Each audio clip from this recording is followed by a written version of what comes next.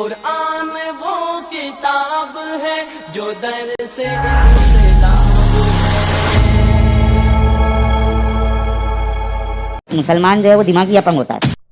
السلام علیکم ورحمۃ اللہ تعالی وبرکاتہ۔ کیسے ہیں آپ سب لوگ؟ امید ہے آپ سب خیریت سے ہوں گے۔ ہمارا ڈیجیٹل بھکاری اس قدر ڈپریشن میں جا چکا ہے کہ اب وہ اناپ شناپ بکنے لگا ہے۔ ابھی اس کلپنگ میں سنیے آپ یہ مسلمانوں کو کیا کہہ رہا ہے۔ یہ مسلمانوں کو کہہ رہا ہے کہ دماغی طور سے اپنگ ہو چکے ہیں، جبکہ الحمدللہ مسلمان اس قدر صبر اور استقامت کے ساتھ اپنے دین اور اپنے مذہب پر جمے ہوئے ہیں کہ یہاں پر ملک ہند کے اندر چاروں طرف مسلمانوں پر ہو رہے حملوں کے بعد بھی وہ صبر سے کام لے رہے ہیں۔ ہماری مسجدوں کو، ہمارے مدرسوں کو، ہمارے ایمان کو، ہمارے عقیدے کو، اور یہاں تک کہ ہمارے کھان پان کے اوپر بھی حملے ہو رہے ہیں، لیکن اس کے بعد بھی مسلمان کتنے صبر اور استقامت کے ساتھ، خاموشی کے ساتھ اس تمام ظلم و ستم کو سہن کیے ہوئے ہیں، اور ان کے اوپر کوئی رد عمل ظاہری نہیں بیان کر رہے ہیں۔ اور وہیں پر علم کی حالت دیکھیں تو مسلمان علم حاصل کر رہے ہیں، انہیں ہر طریقے سے دبایا جا رہا ہے، لیکن اس کے بعد بھی وہ علم حاصل کر رہے ہیں، چاہے وہ دینی علوم ہو چاہے دنیاوی علوم ہو۔ مسلمان ہر طریقے سے جو ہے بیشتر کرتے ہوئے نظر آ رہے ہیں۔ ابھی آپ دیکھیں گے تو کشمیر کے اندر ابھی ایک شخص نے جو ہے ایک سولر ارجا سے چلنے والی کار بنائی ہے، جو کہ بہت جلد وہ لانچ کرنے والا ہے، جو 5 گھنٹے کے ریچارج ہونے کے بعد جو ہے 100 کلومیٹر تک چلتی ہے۔ اس کے بعد بھی اس شخص کو لگتا ہے کہ مسلمان دماغی روپ سے اپنگ ہو چکے ہیں۔ اس کی ڈپریشن کا حال آپ اس کی آنکھوں سے دیکھ سکتے ہیں۔ اس کی آنکھوں میں آپ غور کریں کس قدر ڈپریشن میں جا چکا ہے، کیونکہ یہ جتنی بھی لفافیاں کرتا ہے ان لفافیوں کا جواب انٹرنیٹ پر جگہ جگہ پر دیا جا رہا ہے، اور اس کو ذلیل اور خوار کیا جا رہا ہے۔ اس ذلت کے باوجود اس قدر بے شرمی کا مظاہرہ یہ کرتے ہوئے ہر کچھ دنوں میں ایک نہ ایک ایسی ویڈیو بنا کر مسلمانوں کو بدنام کرتے ہوئے، اناپ شناپ بکتے ہوئے نظر آتا ہے۔ دیکھیں اس نے ابھی مسلمانوں کو جو اپنگ کہا ہے دماغی طور پر، کیا کوئی مسلمان جو دماغی طور پر اپنگ ہو چکا ہے وہ اس قدر صبر کر سکتا ہے؟ کیا اس طریقے سے وہ صبر کرتے ہوئے، تمام مظالم کو سہن کرتے ہوئے خاموشی کے ساتھ اور ملک میں امن اور شانتی کے ساتھ رہ سکتا ہے؟ کیا اتنے مسلمان اگر دماغی اپنگ ہوتے تو کیا وہ اس طریقے کی کھوج اور کر سکتے تھے؟ ہرگز نہیں۔ اس سے پتہ لگتا ہے کہ یہ شخص ایک نمبر کا جھوٹا اور ایک نمبر کا فریبی ہے۔ یہ صرف دھوکہ اور فریب دینا چاہتا ہے اس کے سامنے بیٹھے ہوئے ان لوگوں کو جو اسلام و فوب سے پوری طریقے سے گرست ہو چکے ہیں۔ انہیں 24 گھنٹے اٹھتے بیٹھتے سوتے جاگتے خواب کے اندر بھی مسلمان ہی نظر آتے ہیں۔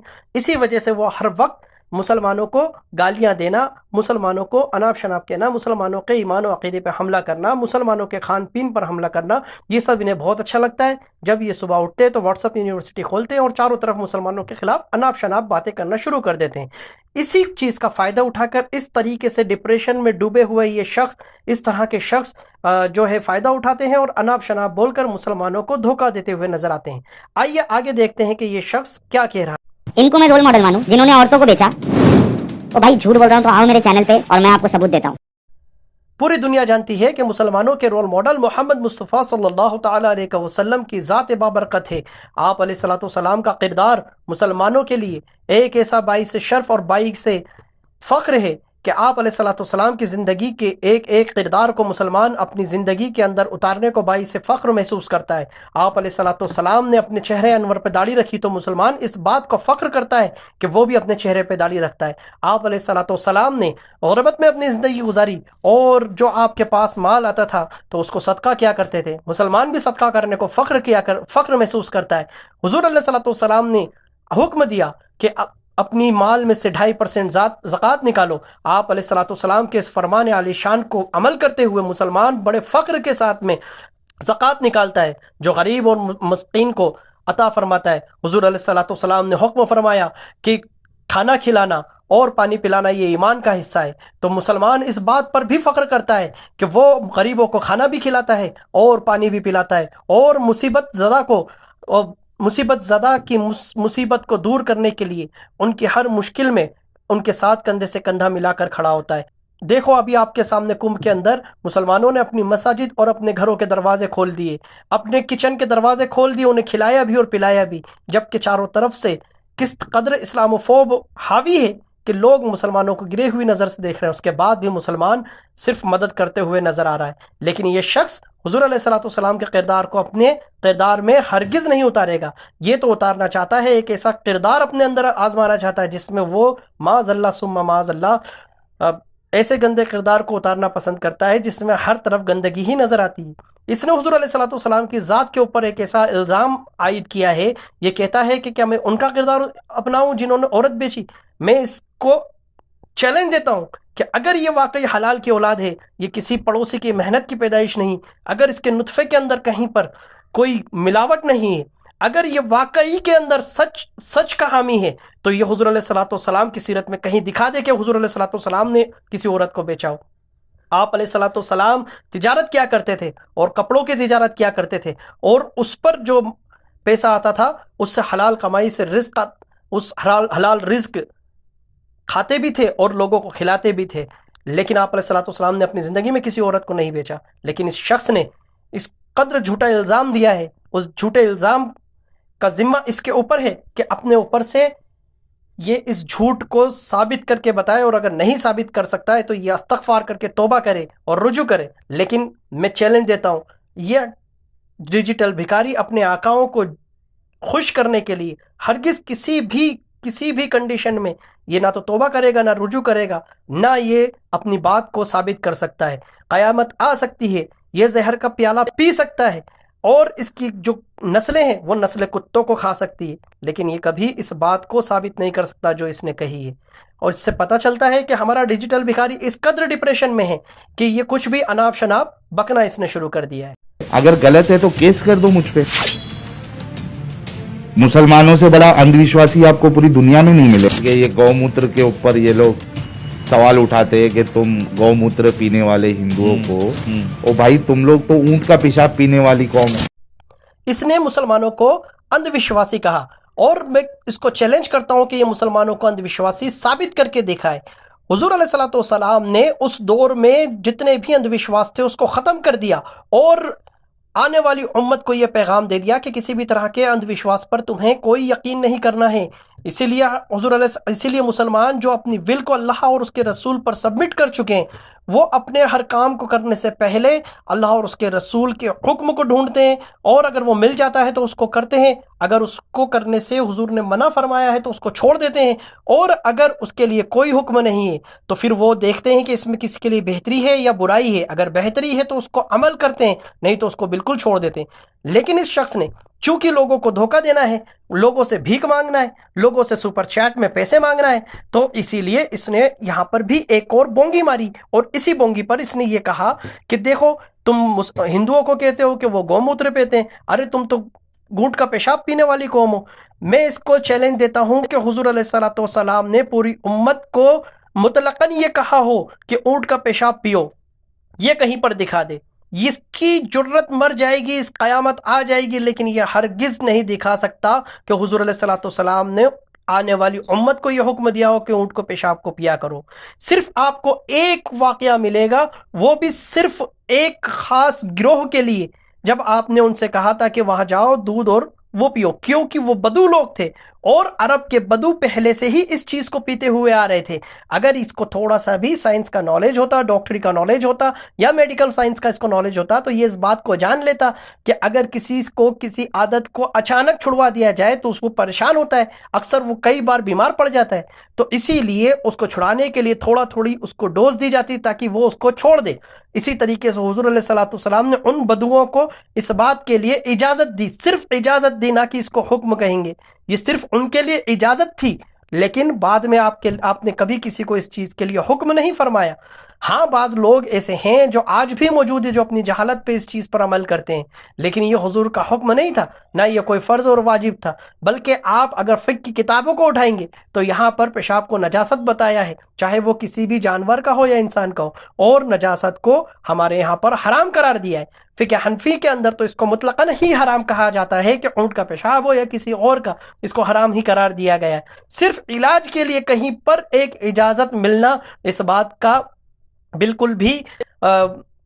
کی بالکل بھی دلیل نہیں کہ یہ ہماری قوم پوری اس کو استعمال کرتی ہے، بلکہ یہ صرف کچھ عرب کے بدو لوگ جو کہ بہت زیادہ پچھڑے ہوئے ہیں اور وہ علم نہیں رکھتے، وہ صرف اس کو پیتے ہیں اور اس کو پینا کوئی ثواب نہیں کرتے، وہ صرف اس لیے کرتے ہیں کہ ان کے خاندان میں کرتے ہوئے آ رہے ہیں۔ ہمارے یہاں تو اس کو نجاست قرار دیا گیا ہے، اس کے چھینٹے کو بھی نجاست قرار دیا گیا، لیکن چونکہ اس کو جھوٹ پھیلانا ہے، اندھ وشواس پھیلانا ہے، لوگوں کو دھوکہ دینا ہے اور پھر لوگوں کی جیبوں میں سے مال کھینچنا ہے اور صرف اسے ڈیجیٹل بھیک مانگنا ہے، اسی ڈیجیٹل بھیک کے لیے اس نے یہاں پر یہ بونگی ماری اور لوگوں کو گمراہ کرنے کی کوشش کی۔ میں اس کو چیلنج دیتا ہوں کہ یہ اسلام کے اندر کس بات کو دکھا دے کہ ہاں اس چیز کو پینا ہمارے لیے واجب یا فرض ہے۔ ہم تو اس کو کہیں سے بھی واجب اور فرض نہیں مانتے، بلکہ فقہ کی نظر سے تو اس کو بالکل ہی حرام قرار دیا گیا۔ پتہ لگا کہ یہ ہمارا ڈیجیٹل بھکاری جو کہ ڈپریشن کا شکار ہے، یہ پوری طرح سے ٹوٹ چکا ہے اور جھوٹ اور اناپ شناپ بکتے ہوئے کچھ بھی بونگیاں دیے جا رہا ہے۔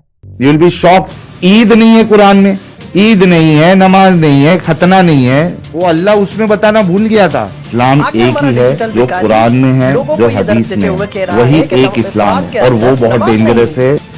اس ساون کے اندر کبھی قرآن کو ڈھنگ سے پڑھا بھی ہے؟ آؤ میں آپ کو دکھاتا ہوں کہ قرآن مجید میں کہاں کہاں پر نماز کا ذکر دیا ہے۔ سورہ البقرہ آیت نمبر 3، یہاں پر آپ کو نماز کا لفظ مل جائے گا۔ سورہ بقرہ آیت نمبر 43 نماز کا حکم ہے۔ سورہ البقرہ آیت نمبر 46 اور 45 یہاں پر نماز کا حکم ہے۔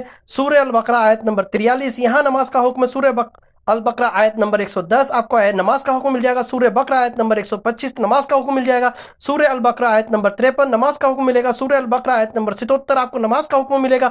سورہ البقرہ کے اندر آپ کو کئی جگہ پر نماز کا حکم ملے گا۔ سورہ آل عمران کے اندر آیت نمبر 37 آیت نمبر 39 آیت نمبر 43 آیت نمبر 39 کے اندر آپ کو نماز کا حکم مل جائے گا۔ سورہ نساء کی آیت نمبر 43 میں، سورہ نساء کی آیت نمبر 77 76 کے اندر، سورہ النساء کی آیت نمبر 102 میں آپ کو نماز کا حکم ملے گا۔ سورہ النساء کی آیت نمبر 130 میں ملے گا، 103 میں ملے گا۔ سورہ النساء کی آیت نمبر 142 میں نماز کا حکم ملے گا۔ حتیٰ کہ پورے قرآن مجید میں آپ کو 80 سے زیادہ جگہ پر نماز کا حکم ملے گا۔ اور ہمارا ڈیجیٹل بھکاری ساون کا اندھا کیا کہہ رہا ہے کہ وہ قرآن کے اندر نماز کا حکم نہیں۔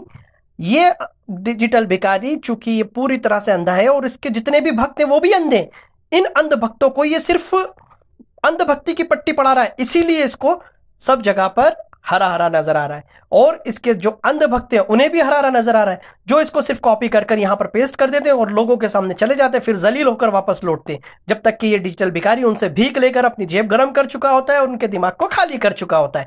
دوسری بات اس نے کہی کہ قرآن کے اندر عید نہیں ہے اور قرآن کے اندر ختنہ نہیں۔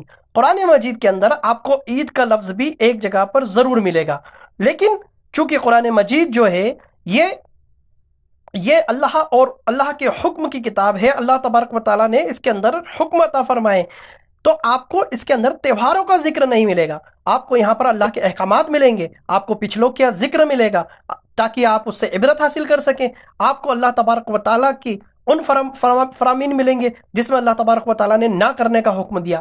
لفظ عید آپ کو سورہ المائدہ کی آیت نمبر 114 کے اندر مل جائے گا، وہاں پر اللہ تبارک و تعالیٰ نے عید کا ذکر کیا ہے، جو حضرت عیسیٰ علیہ السلام کی قوم نے، حضرت عیسیٰ بن مریم نے عرض کیا کہ اے اللہ، اے رب، ہم پر آسمان سے ایک خوان اتار، یعنی کہ ایک دسترخوان اتار کہ وہ ہمارے لیے عید ہو۔ تو اللہ کے نبی حضرت عیسیٰ علیہ السلام نے اللہ تبارک و تعالیٰ سے عید کے لیے جو ہے دعا مانگی، اور وہ دعا ان کے لیے قبول ہوئی اور آخری دسترخوان آپ کے لیے اترا، اور اس سے آپ نے اس دن کو حضرت عیسیٰ علیہ السلام کے ماننے والے عید کی طرح منایا کرتے تھے۔ اور عید کا معنی کیا ہوتا ہے؟ عید کا معنی تہوار کا ہوتا ہے، اور یہ خوشی کا بھی ہوتا ہے، اور چونکہ رمضان کے اندر ہم 30 روزے رکھتے ہیں اور اس لیے پھر اللہ کا شکر ادا کرتے ہوئے نماز ادا کرتے ہیں۔ اور کیا اللہ تبارک و تعالیٰ نے ہمیں یہ حکم نہیں فرمایا کہ اطیعوا اللہ و اطیعوا الرسول و اولی الامر، یعنی اللہ کا حکم مانو اور اس کے رسول کا حکم مانو، اور تمہارے اندر جو امر والے ہیں ان کا حکم مانو۔ تو اللہ تبارک و تعالیٰ نے اپنے نبی علیہ السلام کے لیے اپنے نبی علیہ السلام کا حکم ماننا مسلمانوں کے لیے جو ہے واجب قرار دیا، فرض قرار دیا۔ اور میرے نبی علیہ السلام نے صحیح بخاری شریف آپ اٹھا کے دیکھ لیں، ابو داؤد شریف اٹھا کے دیکھ لیں، صحیح مسلم شریف اٹھا کے دیکھ لیں، آپ کو عید کا ذکر آسانی سے مل جائے گا۔ یہی نہیں، ختنہ کے لیے اس نے کہا تو ختنہ کا ذکر ہم سے پہلے، یعنی اسلام سے پہلے موجود تھا، اسی لیے جو یہود ہیں وہ ختنہ کیا کرتے تھے، عیسائی بھی پہلے ختنہ کیا کرتے تھے۔ آپ بائبل اٹھائیں گے، بائبل کے اندر آپ کو ختنہ کا ذکر ملے گا، جس کو آج خود فالو نہیں کرتے بائبل کے ماننے والے، लेकिन हम चूंकि तौरेत इंजील के ऊपर भी ईमान रखते हैं और तौरेत पे भी ईमान रखते हैं, तो वो हुक्म हमारे लिए चूंकि मुनक़ता ना हुआ, हमारे यहाँ पर आज भी जारी है, इसीलिए वो वैसा ही कि वैसा ही इस्लाम के अंदर आ गया, और वो सुन्नत है, ना कि फ़र्ज या वाजिब। अगर कोई शख्स पूरी ज़िंदगी खतना ना भी कराता हो, नहीं कराई उसने किसी वजह से, या वो एडल्ट होकर मुसलमान हुआ और उसने खतना ना कराई, तब भी वो मुसलमान ही रहेगा। खतना कराना ये सिर्फ आसार है, ना कि हुक्म, ना कि वाजिब, ना कि फ़र्ज। तो इससे इसकी जो बोंगी है वो भी पता लगती है, और इससे ये भी पता लगता है कि इस्लाम के लिए इसका नॉलेज कितना कम है। ये सिर्फ बेवकूफ़ बना रहा है उन अंधभक्तों को जो इस्लामोफोब से ग्रसित होकर बीमार हो चुके हैं। इसीलिए इसकी बीमारी का फ़ायदा उठाते हुए ये शख्स लोगों से पैसे ऐंठ रहा है, पैसे वसूल करने के अलावा और कोई काम नहीं कर रहा है। आगे हमारा डिजिटल भिखारी लोगों को ये दर्स देते हुए कह रहा है, इस्लाम एक ही है, जो कुरान में है, जो हदीस में है, वही एक इस्लाम है, और वो बहुत डेंजरस है। आगे की क्लिपिंग में ये शख्स कह रहा है कि इस्लाम जो एक ही है, जो कुरान में है और जो हदीस के अंदर है। यहाँ पर ये इस बात का इतराफ़ कर रहा है कि इस्लाम कुरान में और हदीस के अंदर मौजूद है, लेकिन चूंकि जब बात आती है अपने प्रोपेगेंडे को दिखाने की, लोगों को धोखा देने की, लोगों को ऊपर अपना रोब झाड़ने की, तो ये कहता है कि ईद का लफ्ज़ कुरान में दिखाओ, नमाज आप कुरान में दिखाओ, खतना आप कुरान में दिखाओ। अरे भैया, जब तो खुद इस बात को इकरार कर रहा है कि कुरान और हदीस यही इस्लाम है, तो जब बात आती है नमाज की तो क्या तुझे हदीस जिक्र नज़र नहीं आती? जब बात आती है खतना की तो क्या तुझे हदीस नज़र नहीं आती? जब बात आती है ईद की तो क्या तुझे हदीस नज़र नहीं आती? वहाँ पर तू बोलता है कि कुरान की तरफ आ जाओ। ये पक्का वो मुनाफिक शख्स है जो मुनाफिक हुजूर के पास आते थे और कहते हैं कि हम तो आपकी तरफ हैं, और फिर जब अपने आकाओं के पास जाते तो कहते हम तो हंसी और खेल में थे। ये पक्का मुनाफिक शख्स है, और ये अपनी मुनाफिकत से किन को धोखा दे रहा है? ये धोखा दे रहा है उन लोगों को जो लोग अंधभक्त हैं और इस्लामोफोबिया से बीमार हैं। उनकी बीमारी का फ़ायदा उठाकर उनकी जेबों को ढीली करते हुए ये सिर्फ लोगों को धोखा दे रहा है। ये कहता है कि इस्लाम सिर्फ वो है जो कुरान में है और हदीस में है। तो क्या तुम ये नहीं जानते कि कुरान क्या हुक्म देता है? कुरान क्या इस बात का हुक्म नहीं देता कि अपने वालिदैन की फरमाबरदारी करें, अपने वालिदैन के साथ उफ़ के साथ बात ना करें? क्या कुरान इस बात का हुक्म नहीं देता कि नमाज पढ़ो और अच्छे अमल करो? क्या अच्छे अमल करना डेंजरस है? क्या हदीस के अंदर इस बात का जिक्र नहीं आता कि भूखों को खाना खिलाओ, प्यासों को पानी पिलाओ, क्योंकि ये ईमान का हिस्सा है? क्या हदीस के अंदर ये बात नहीं आती कि अपने पड़ोसियों के साथ अच्छे से अच्छा सलूक करो, अपने पड़ोसियों के साथ वो बेहतरी सलूक करो जैसा तुम अपने घर वालों के साथ नहीं करते? और क्या हदीस के अंदर इस बात का जिक्र नहीं आता कि अच्छे मुसलमान वो हैं जो अपने पड़ोसियों के साथ अच्छा सलूक करते हैं? क्या चाहे वो किसी भी मज़हब के हों, चाहे वो मुसलमान हो या गैर मुस्लिम हो, उनके साथ अच्छा सलूक करने का हुक्म नहीं आता? भूखों को खाना खिलाने का हुक्म नहीं आता? बीमारों की तीमारदारी करने का हुक्म नहीं आता? क्या हदीस के अंदर इस बात का जिक्र नहीं आता कि मखलूक के साथ रहमदिली का हुक्म नहीं आता? बेशक आता है। इससे पता लगा कि ये जो बातें हैं ये कुरान और हदीस की है। तो क्या ये कुरान और हदीस तेरे को बहुत ज़्यादा ख़तरनाक लगते हैं? ये चीज़ अगर ख़तरनाक लगती है तो ये पक्का आतंकवादी, और आतंकवादी जो होता है उसको आतंक ही पसंद आता है। इसीलिए ये कुरान के ऊपर इल्ज़ाम दे रहा है, और तमाम अच्छी बात को रफ़ा करते हुए इल्ज़ाम देने के अलावा और इसके पास कोई काम नहीं। क्यों देता है ये इल्ज़ाम? ये इल्ज़ाम देने से इस्लाम के ख़िलाफ़ जो लोगों के जहन के अंदर गंदगी भरी हुई है, उस गंदगी को हासिल कर ये उन लोगों की सिर्फ जेब ढीली करने के अलावा और कोई काम नहीं करता, उनसे भीख मांगने के अलावा और कोई काम नहीं करता। सुपर चैट के नाम पर भीख मांगता है, तो कहीं पर अपने बार कोड लगाकर भीख मांगता है, और भीख मांगता है कि मुझे भीख दो, मैं बहुत बड़ा पक्का भिखारी हूँ, अगर तुम ये भीख दोगे तो मेरा काम चलता रहेगा और मैं तुम्हें और भी कहानियाँ सुनाता रहूँगा। और वो लोग जिनके दिलों में बीमारी है वो इसकी झूठी बातों में फंस कर उस बीमारी को और भी आगे बढ़ जाते हैं। मैं उन लोगों को यहाँ पर दावत देना चाहूँगा जो लोग इसकी बातों को सुनकर बहक चुके हैं। मेरे दोस्तों, मेरे अजीज़ों, कुरान मजीद ख़त्म नहीं हुआ, फना नहीं हुआ। वो आज भी आपको मार्केट में आसानी से किसी भी ज़बान में मिल जाएगा। आप ख़रीदें और ख़ुद पढ़ें, ख़ुद इस बात का तजुर्बा करें कि क्या ये वाकई अल्लाह का कलाम है या नहीं है। अगर ये तुम्हें इस बात पर एतमाद हो जाए कि ये वाकई अल्लाह का कलाम है, तो तौबा करो, रुजू करो और आ जाओ दायरे इस्लाम के अंदर। और हरगिज़ ऐसे डिप्रेशन के मरीज़, दिल के मरीज़ और इस्लामोफोब से ग्रसित लोगों की बातों में हरगिज़ ना आना, क्योंकि ये तुम्हें सिर्फ धोखा देने के अलावा और कोई काम नहीं करेंगे, और तुम्हारी जेब काटने के अलावा इनके पास और कोई काम नहीं।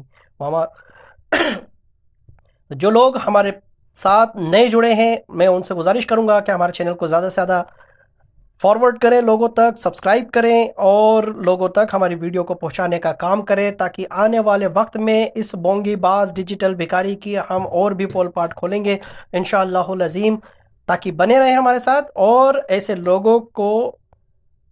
लोगों के झूठ को चाक करने और इस्लाम की हक्कानियत लोगों तक पहुंचाने में हमारी मदद करें। तब इजाज़त दें। अस्सलामु अलैकुम व रहमतुल्लाहि ताला व बरकातुहू।